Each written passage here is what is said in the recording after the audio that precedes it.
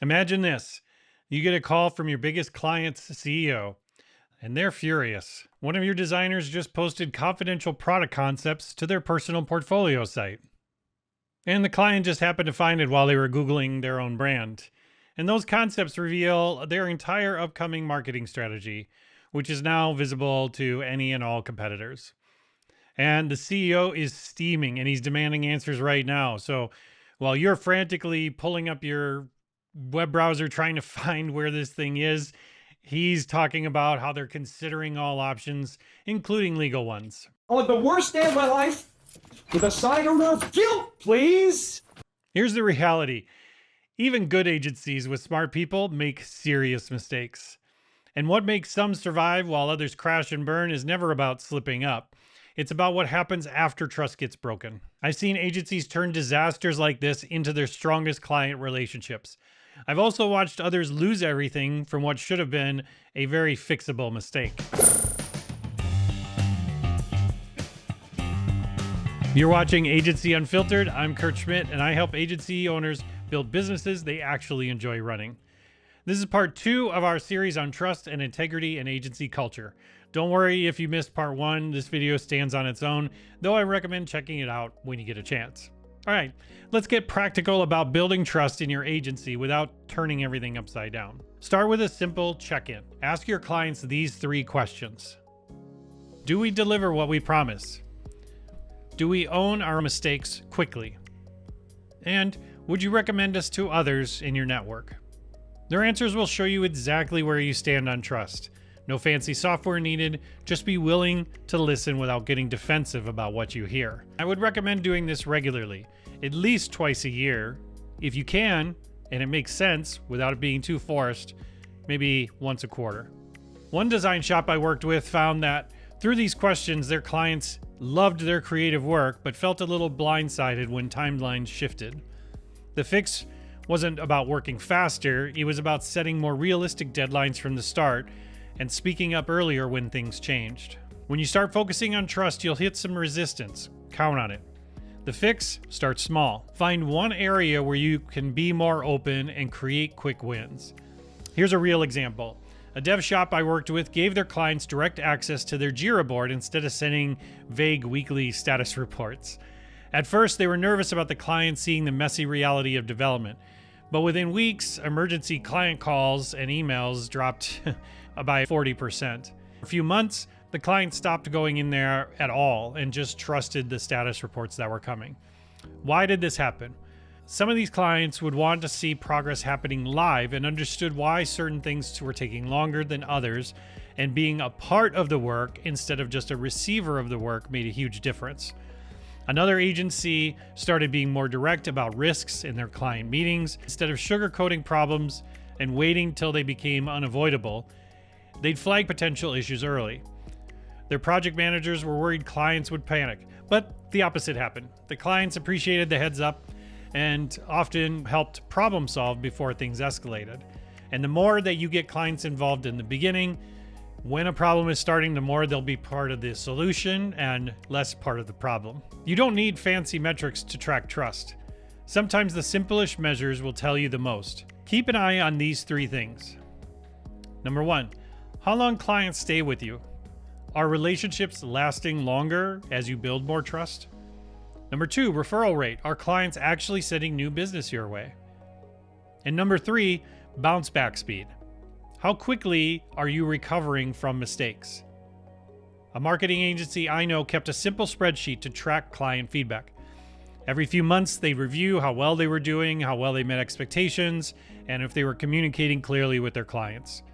They'd also write down comments made about trust, not just in those interviews, but even on phone calls or check-ins or creative reviews. No fancy dashboards, just paying attention to what matters. If you want to know what the most telling sign is, watch how clients react when things go wrong. When trust is low, even small mistakes cause huge blowups. But when trust is high, you can work through big problems together without a lot of drama. One agency found that after 6 months of making trust a priority, their clients stopped asking for daily updates and tons of extra documentation. Even with the best intentions, trust will break sometimes. What sets great agencies apart is how they handle these moments. When my agency missed a big deadline that cost a client a market opportunity, we followed up with these 3 steps. Number 1, own it fully without making excuses. We didn't say the timeline slipped because of technical challenges. We said we missed our commitment to you and that hurt your business, and that's on us. Step 2, fix it with something extra. We didn't just deliver the late work, we added extra resources to help them catch up and didn't charge them for the affected time. And step 3, change your process so it doesn't happen again. We created an emergency protocol, basically a pull in case of fire lever, and walked the client through exactly what it entailed. If anything ever threatened a deadline, specific team members would be immediately pulled in and daily stand-ups would automatically start. And we held those daily stand-ups until we delivered everything as promised. No surprises. The client later told me this mishap actually increased their trust in us. Not despite our failure, but because of how we handled it afterward. In another agency I advise accidentally launched a client's campaign with draft messaging. Instead of calling it just a test that went live, they immediately pulled it down, took full ownership, and created a new approval process that they shared with all their clients. The worst move when trust breaks is to minimize, justify, or blame others. The science is pretty cool here. When you give a real apology, it hits people's brains differently than when you get defensive. When someone hears you say, "We've messed up," they start to let their guard down. And that's when you can start to rebuild. Let's talk about the roadblocks you'll likely hit when implementing some of these trust principles. Number 1, team members who always overpromise. I've seen this countless times. The account manager always says absolutely no problem to every client request and then scrambles behind the scenes. The solution here is to create safe spaces for honest planning. One agency used team planning meetings where people could discuss client requests without getting judged before making promises, making it a very safe place. This gave everyone permission to say, actually, that will take longer than it seems, and making sure that you have the right people in the room to make decisions in real time. Fear of losing short-term revenue. Being honest about timelines might mean occasionally saying no to work or pushing back on unrealistic deadlines. The solution here is track the long-term value of a client relationship. One agency I know started looking at the total money from each client relationship and not just each project. And I don't mean just the sale, the profit they were making with each client. And you know what they found? Clients who received realistic timelines and scopes, not just automatically say yes to everything, ended up spending 3 times the amount over time. Challenge number 3, the communication anxiety. When you share difficult news with clients, you might feel that pit in your stomach.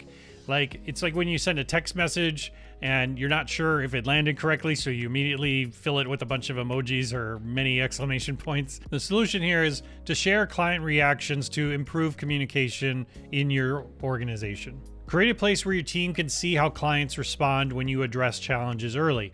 Share this in team meetings and talk about it with the team. This shows the team that clear communication isn't risking the relationship, it can actually strengthen it. Look, at the end of the day, trust just works. It keeps clients around longer, gets you more referrals, and helps you hire better people. And yeah, it makes you more money. So here's a simple thing to try this week. Find one promise that you or your team just keeps extending to clients and have an honest conversation about it. If it's something that is repeating and it's causing pain, make sure to focus in on why do we keep making those promises and how can we solve for the future. Maybe it's a timeline, maybe it's a process that everyone knows isn't working. Will it feel a little bit awkward? Sure, but that moment of discomfort builds something real. The kind of business where good clients and good people actually want to stick around. In my 20 plus years of working in agencies, I've seen firsthand the ones who can keep it real and end up winning the long game. Thanks for watching, and if this helped, hit subscribe for more videos like this. See you next time.